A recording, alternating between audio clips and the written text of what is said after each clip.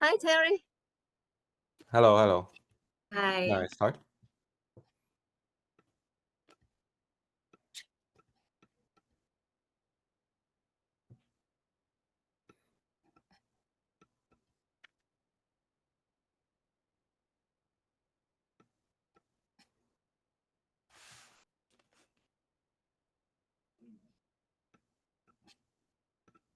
I think it's pretty much about time. So, Terry, please get started. Okay. Okay. Um, my topic today, Mhm. good morning. My topic today is Adventure of Reading for Students' Perceptions on Inclusion of Graded Readers in Class. So here's my outline. I divided my presentation into four parts: introduction, literature review, methodology, and some preliminary findings. So these findings are not complete since it's just preliminary. I'm still doing the coding part.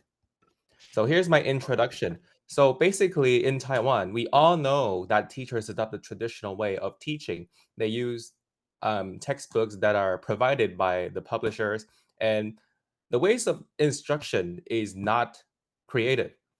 So, according to several researchers, direct instruction is really useless in vocabulary acquisition.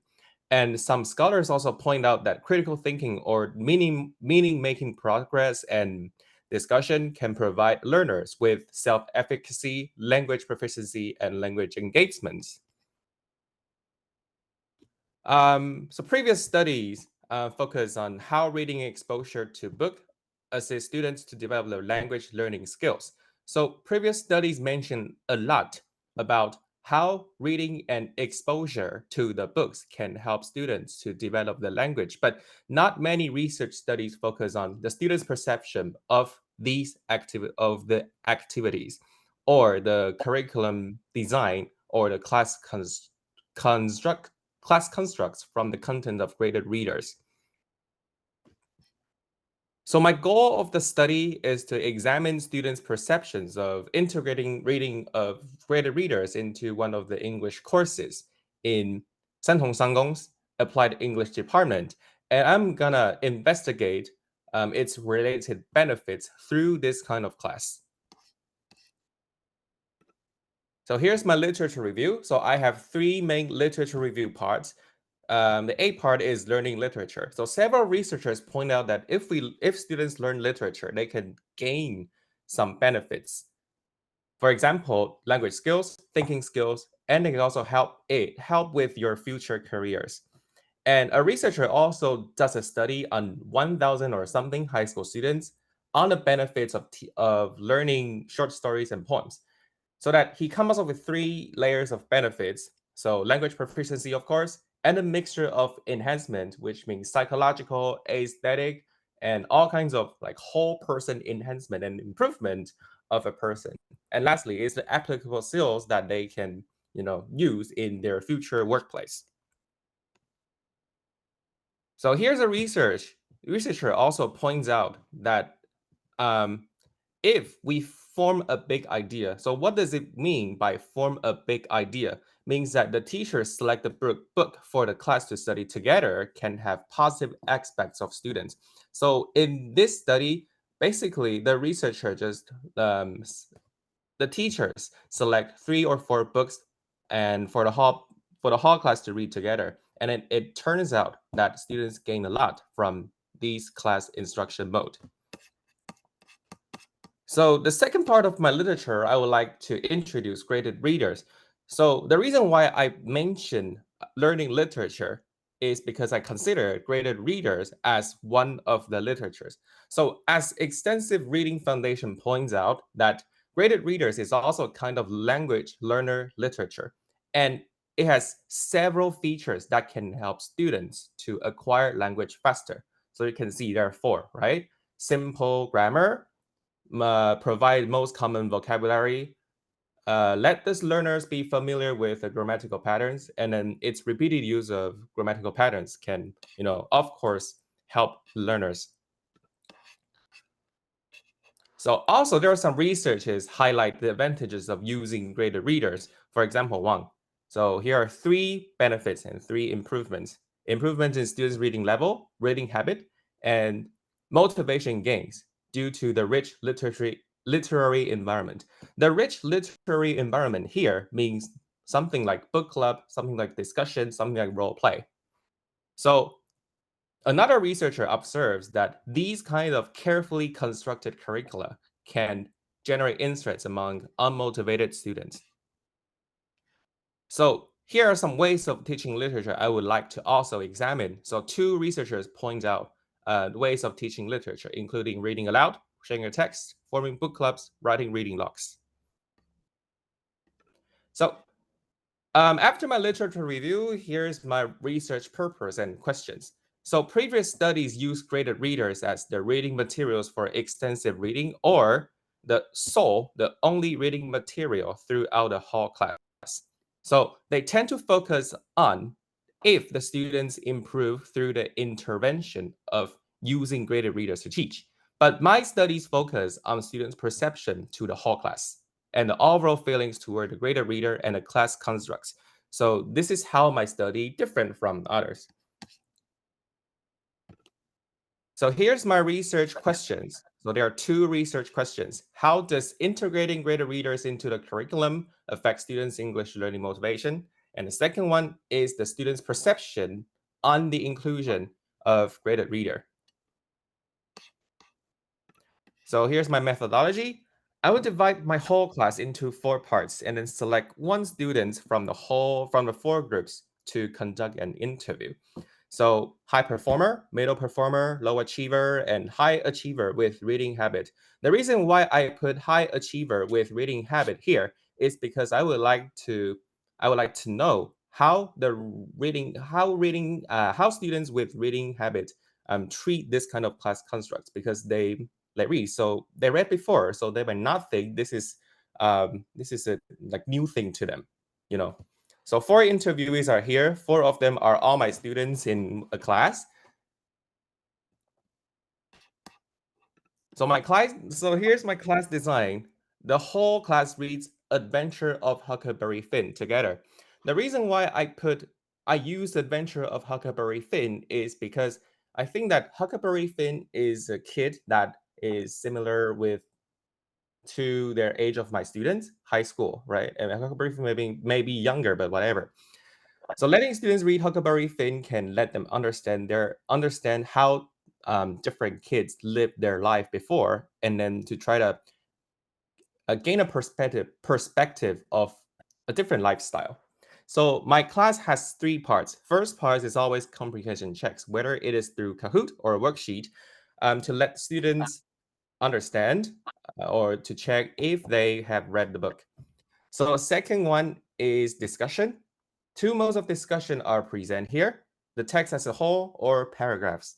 So they would discuss based on the whole text or they would discuss based on the paragraph. I will explain it completely in my paper. So the third one is sharing part. So after students discuss, they come up and share. So the reason why I choose interview as one of my main instruments for the study is because interviews can offer insights into people's experience, beliefs, perceptions, and motivates at depth. So at depth, right? Not just shallow. So it cannot be done through questionnaires. So since my studies probe into students' feelings about a graded reader and a class, of course, I need to describe and analyze students' feelings. And that's why interviews are the best mode of conducting this research. So my interview questions are based on my literature review. Okay, so here's my first section of interview questions, reading experience. So it's based on the review that reading graded readers together and discussing the content together could bring positive effects.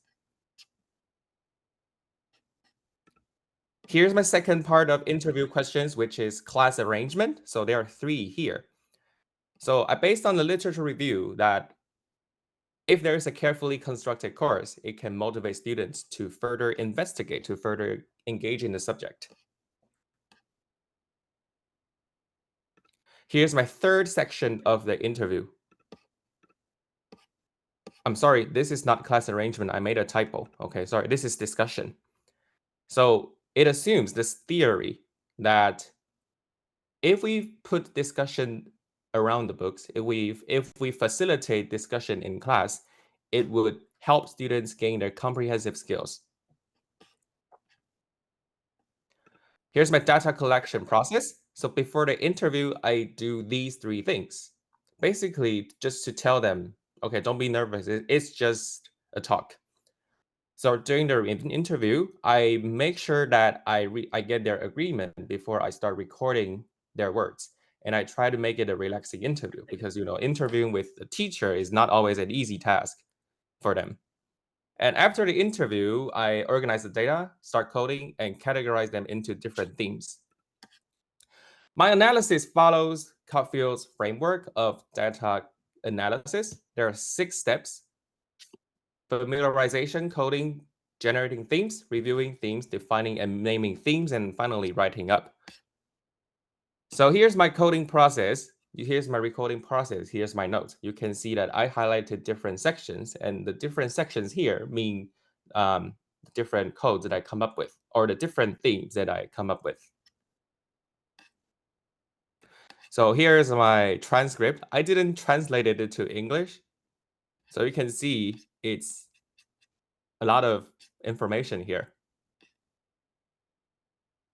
Here's my preliminary findings. So I come up with 5 findings. There are 5 results based on my study.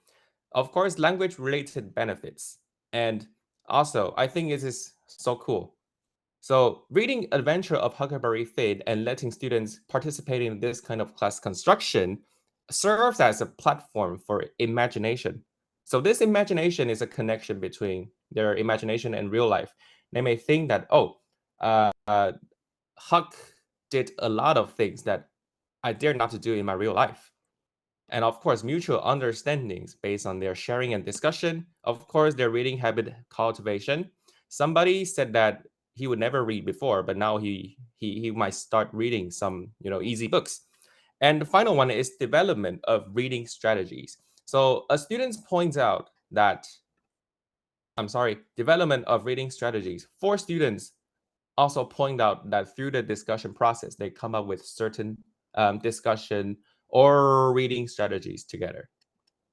So here's my presentation. Thank you, everyone, for your listening.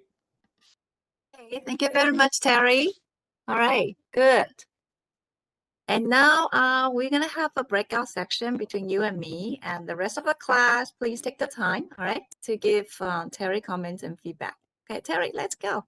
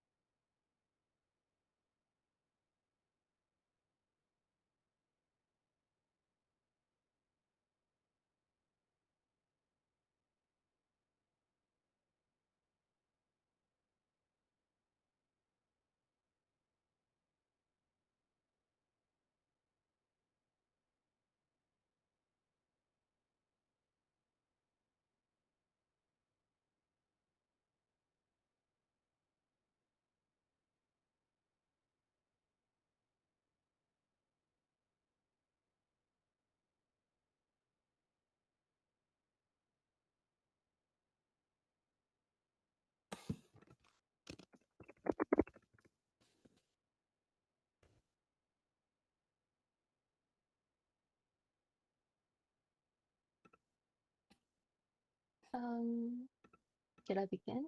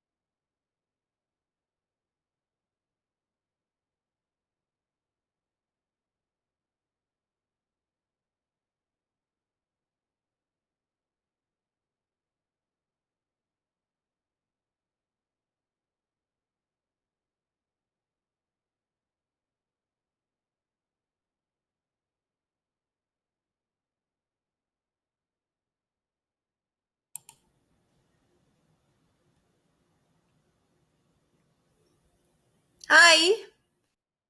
Is everybody still with me? I'm so sorry. I just lack of myself. Okay. Hi, Effie. Hi. Hello. I'm so sorry. Okay. What about let's get started at 10:50 so that would be easier for us to count the time. Okay, so it's about like 2 minutes later. Okay, Sure. 10:50. Would that be okay, Effie? Sure. Okay, so 10:50 to 11. Okay. Okay. Okay. Elena. Hi, Elena. Yes. So let's get started at 10:50. Okay. Okay. All right. So sorry about that.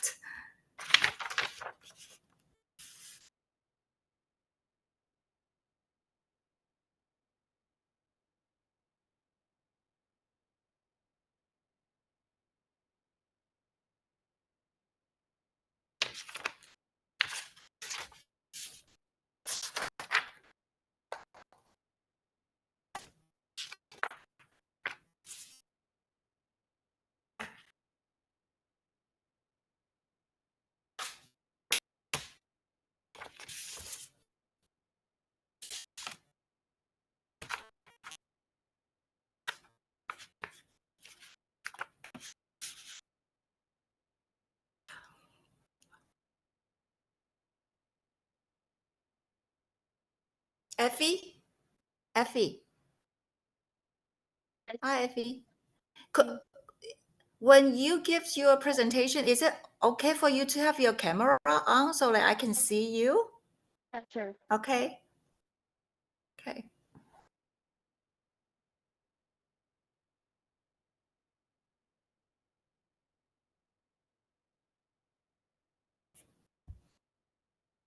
All right.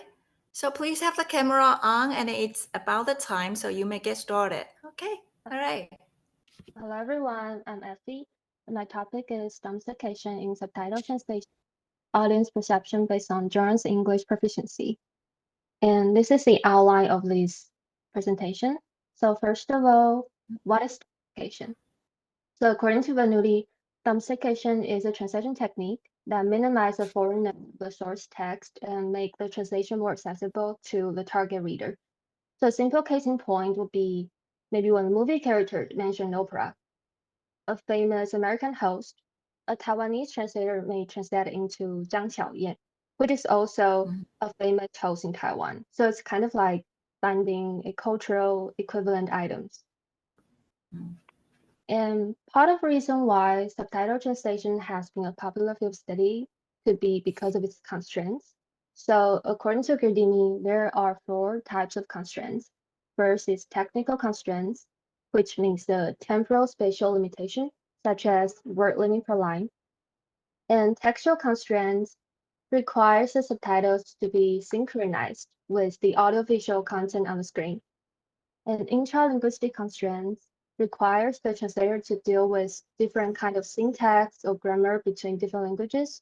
And extra-linguistic constraints is the cultural distinction between the two languages. So it's the main focus of a lot of studies in these areas.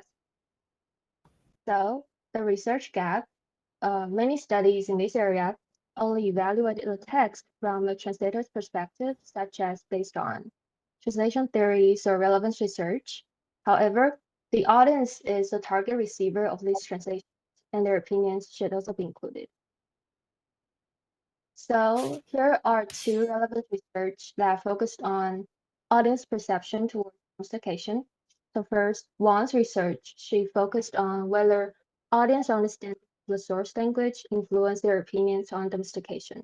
However, the participants in the research only are the people with advanced English proficiency, which could be a limitation because the opinions from those who are not so good at English was excluded. And as research, she provided an overview of audience perception based on different backgrounds. So she covered a wide range of factors such as ages, genders, English proficiency, or film watch experiences. And in order to collect such amount of data, she used a survey, which could also be a limitation for losing in-depth opinions from the participants. So in my research, I mainly focus on two film genres and English ability. And my first research question is, what's people's perception towards domestication in subtitle translation based on different film genres? And second, does English ability have an impact on the perception? And also, I wanted to know what aspects do people pay attention to when watching film titles based on different English skills? And the results of the study could A, contribute more information to the field study, and B, could be a reference for future translators or movie producers when they're deciding whether this type of film is suitable for using domestication, like whether the target audience will be satisfied with the use of domestication. So let's move on to methodology. I plan to recruit 6 participants with distinct English proficiency, and they're divided into 3 groups based on their English level.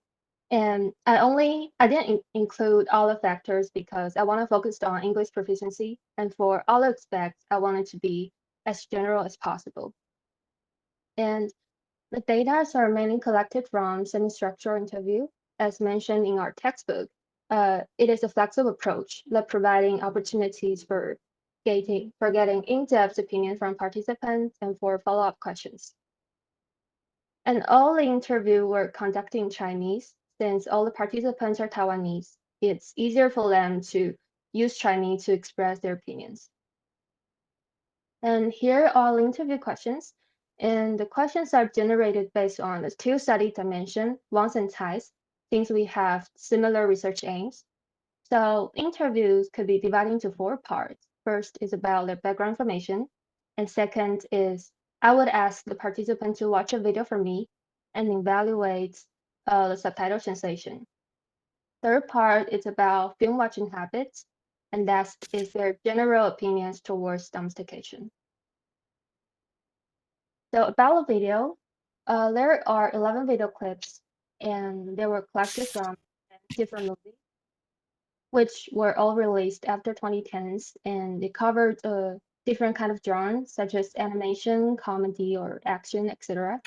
Also, these clips include different types of domestication, such as adaptation and slangs, idioms, and Taiwanese Hokkien.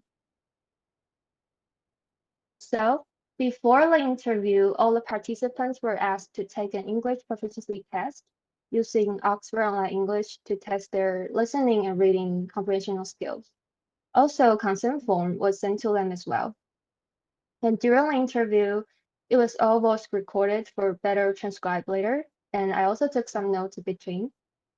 And after the interview, like after I done the analysis, I would ask the participant to do a member check for me to see whether my interpretation is correct or to have some clarification about things that I'm and confused. So on the left side is one of the interview notes that I took. It's mainly for follow-up questions. And on the right side, it's how I note the member check. So I just pull a member check, pull a clarification right after the sentence that I was confused of in the transcription. And an interview will later be transcribed manually because two of the interview I conducted involved three people talking. So it's easier for me to keep track of who's talking. And then the transcription will translate it into English and being coded to identify recurring items. I also took memos throughout the whole process, just basically for organizing my thoughts. So here's an example. On the left side is how I coded. So it's not very clear, but I just highlight the sentence I found interesting. And here are some of the code that I use. And on the right side, it's a part of my memo. So the black is how I keep track of the codes. And the blue one is I try to link the code together. And the yellow one is some of my observation. I'm just afraid I might forget, so I note them down. But I haven't quite finished my themes yet because I just finished the last interview like 2 days ago, so I'm still working on it. And so here are three main findings that answer my research question. First, participants are more open to a domestication subtitle in comedy and animation. Second, participants with higher English proficiency rely on the original dialogue more, which lead to the third findings. Participants with higher English levels are actually more open to domestication, which is not as what I expected. But I guess the reason behind it is because they don't rely on subtitle as much as the other two groups. So they wouldn't get bothered or influenced by the subtitles that much. And here are two additional findings. First is participants dislike the use of slang the most. So here's a quote that is from different participants from different interview, but they say the same things about a subtitle. They use the slang 九四狂, and they hated it very much. And also participants are open to additional comments. So additional comments, okay, so here's a clip from the video and from the movie Call Me By Your Name. So up here, the yellow line is the additional comment. So it's not what the character is saying, but more like providing background information. So surprisingly, all the participants welcome this kind of approach. They really wanted to know the background story. And here's the references, and thank you for listening. Okay, thank you very much, Effie. So let's go to the breakout room so then we can talk. And the rest of the class, please provide peer review to Effie. Okay.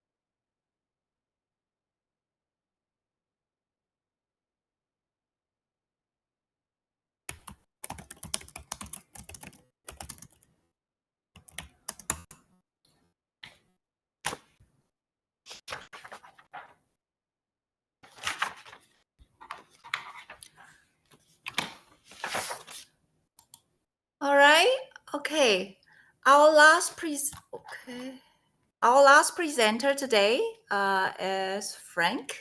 So Frank, are you ready for the presentation? Can you hear me well, Frank? I cannot hear you, Frank. I cannot hear you.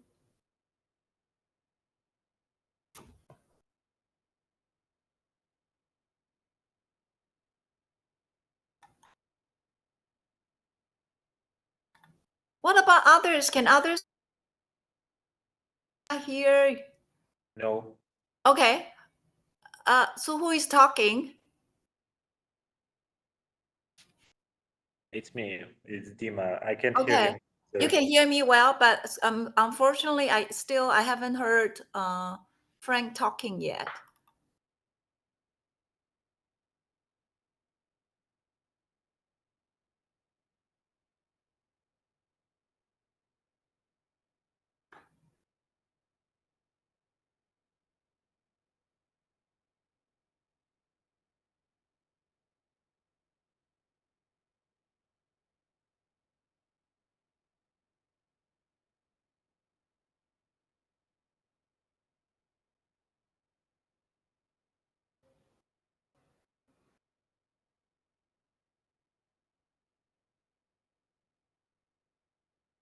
Is it okay? Oh, so Frank, we can hear you now. Okay, great. Thank So you. you Thank may you. get started. Okay. All Okay. right. So please, okay, good. Presentation mode. Good. Okay. Wonderful. Hi, Professor. Hello, guys. My research topic is adapting guided inductive grammar teaching for junior high school students in TETE classes. My focus is on learning process and learner perceptions. So, for my background here, it's like teachers used to adapt the deduction in order to make sure of the accuracy and efficiency of grammar learning. But students still have trouble understanding most of the concepts. And now we are doing bilingual education. So guys, do you think grammar teaching is no longer important? No way. We still need to teach grammar. And while you are teaching grammar, you need to strike a balance between form, meaning, and use. And in the future, maybe you will be doing TETE. That means you have to teach grammar through English.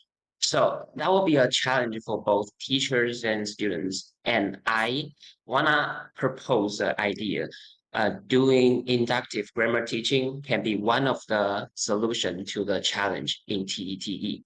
So you got this background, and the significance is that grammar teaching is still needed to be researched on. And most research on the topic of inductive grammar teaching are based on quantitative data to show the effectiveness. Really little research are focused on what learners do and what learners really think about in certain kind of inductive class. Also, the process and implication here in Taiwan's context are needed to be explored because we're now doing bilingual education. We need to see the practicality of induction. Maybe it's suitable for our context. So the research wanna address the lack of qualitative findings, learner perceptions, and Taiwan's context. And I used a guided induction as a model to teach relative clauses. And the lesson will engage our students in the discovery under my guidance. And the process and implication can kind of support teachers doing the same thing and contribute to the TET grammar teaching. That's my significance of my research.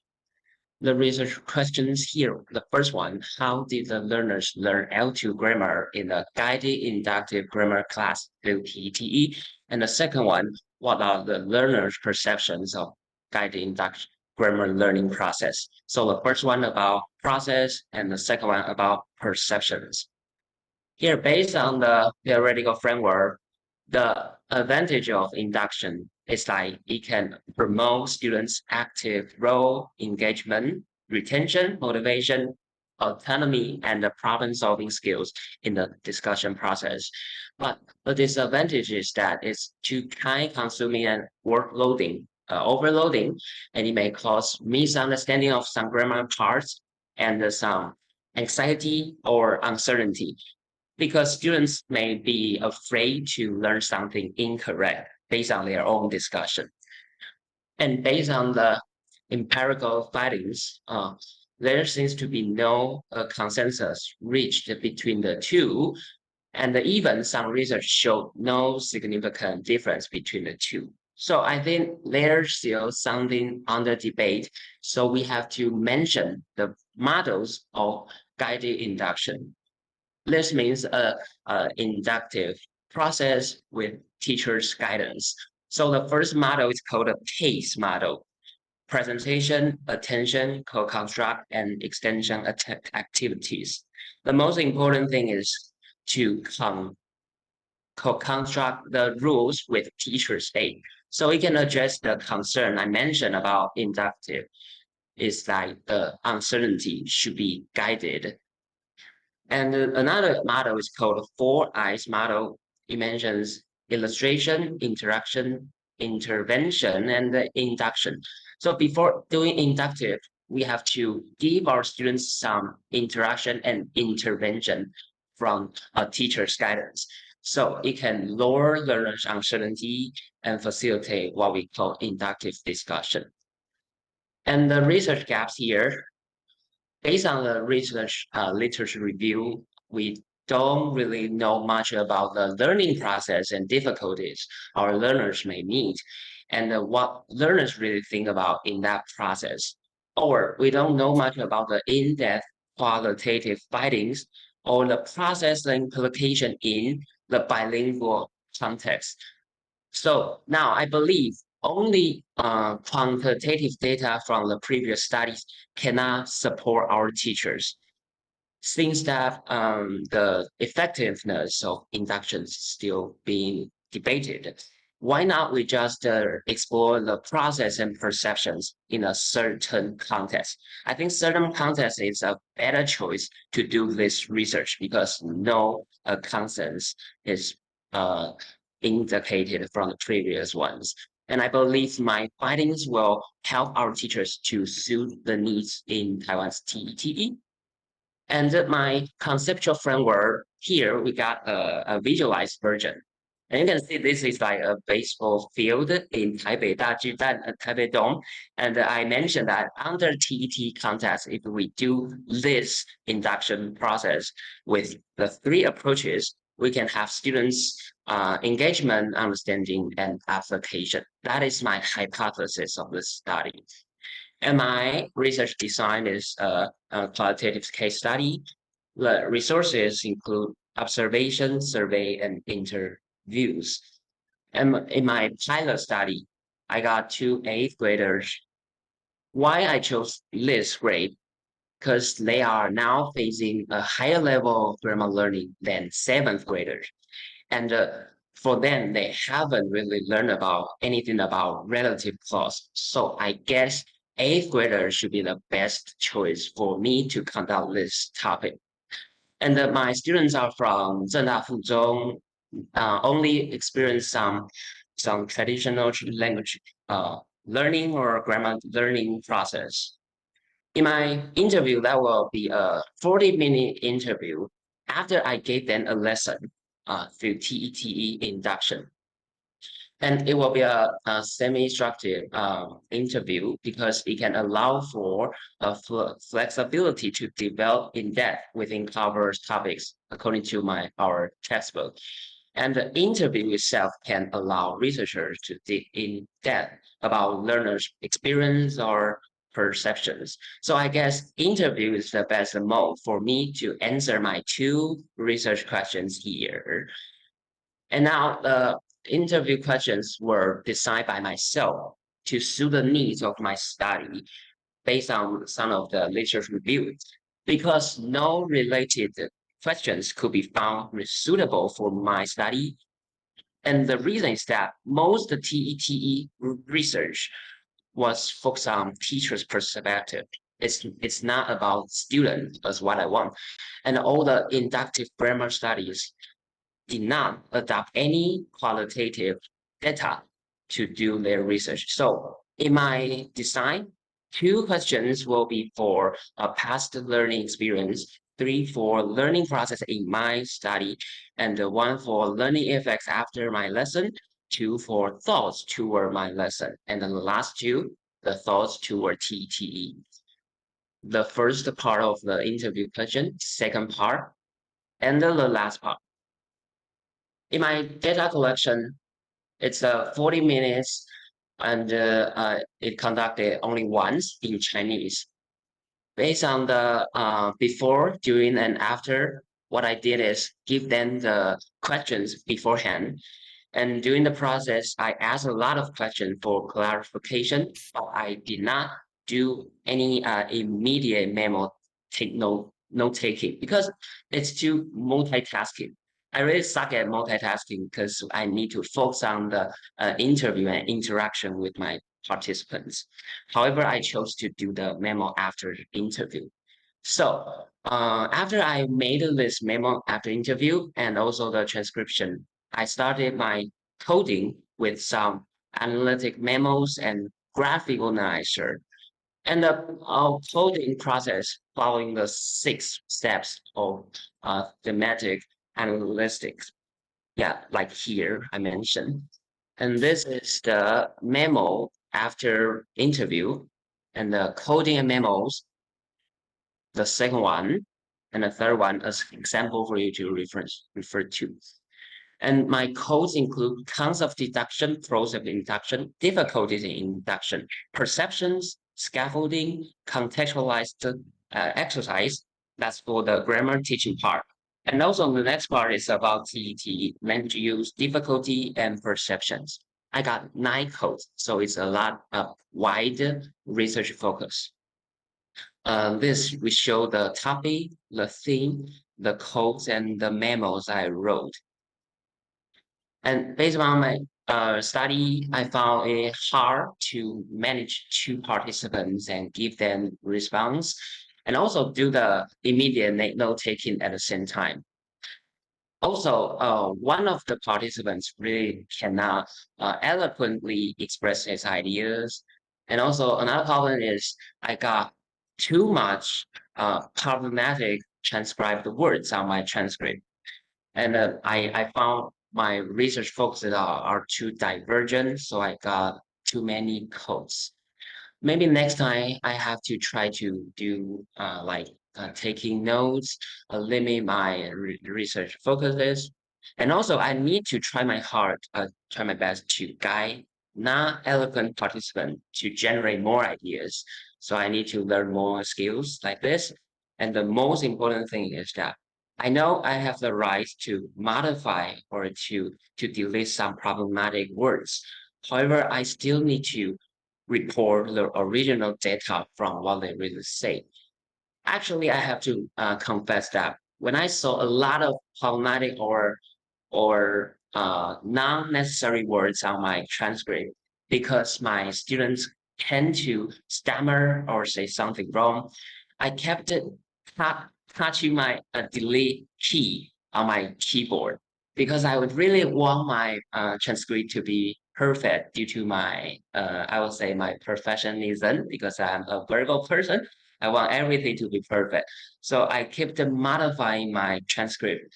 But I think maybe this is what I have to care about next time because I have to be a researcher who present the true data from the results. So this is the reference listed here. Thank you for your listening to my report. Thank you. Okay.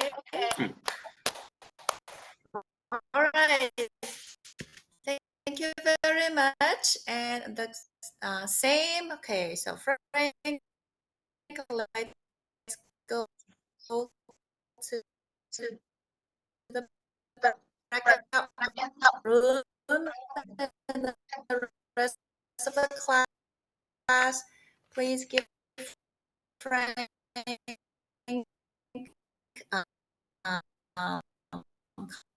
comments some feedback. So Frank, let's go.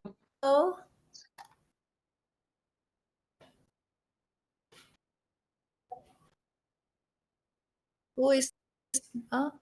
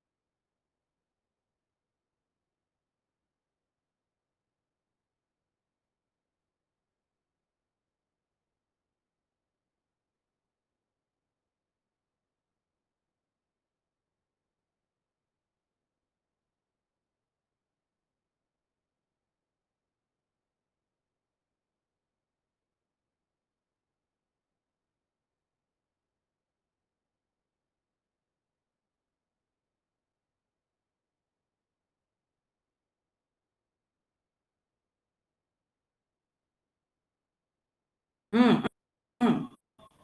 How you categorize which codes that you put them into one thing? What are the codes that you combine them together into one thing? That's how you do semantic analysis. Okay. All right. So yeah, let's go back to our classroom. So those are the major, those are minor ones, but if you can, like sort of strengthen them, that will make your study better. Okay. Okay. All right. So let's get back to, all right. Bye. Oh, okay. Hi.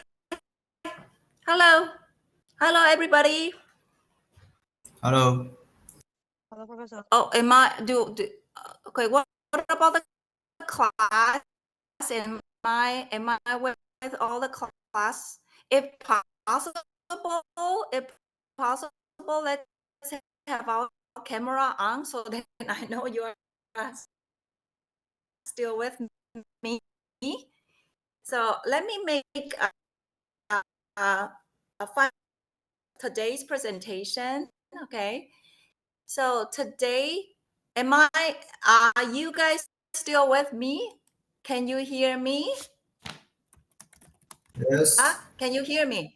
Yeah? Yes. Okay. If you can hear me, could you +1, do +1, so then I know you can hear me? I know you can hear me, so I wouldn't just the monitor alone in my room. You do +1, so now I know with me. All right. Oh, okay. Go. Actually, come to 6 today. Okay. The 6 presenters. It's always a challenging task to conduct a research. Okay. Particularly, you need to cover all these aspects. Okay, for a research, and particularly for you guys, this is the for a lot of you, a very first graduate level course, and then you are required to complete so many components. Okay, in the very first course. So definitely not an easy task, but I'm so happy that you have done your very best and then covered most of the components for your final project. Okay, many of the presenters today, I was so impressed by the detailed information that you provided to state the significance and the importance of the study. Okay, not only from your personal need, but also from a research perspective, but providing relevant citations. Okay, and some of you did a very good job, and I think those are very good demonstrations. So we still got time. If you think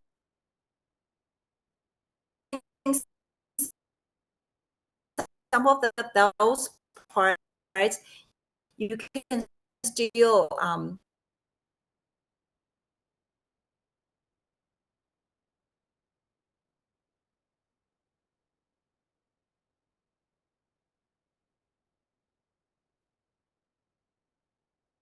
everyone to learn from.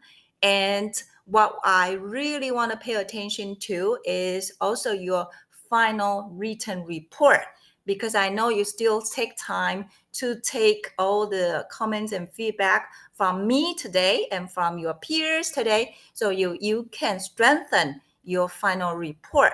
The point is about we all learn from each other and to make ourselves to become better researchers. Okay, so that's the point. Okay, so I'm sorry that I am not able to meet you on site in our classroom due to my physical condition, and I thank you for your accommodation and understanding.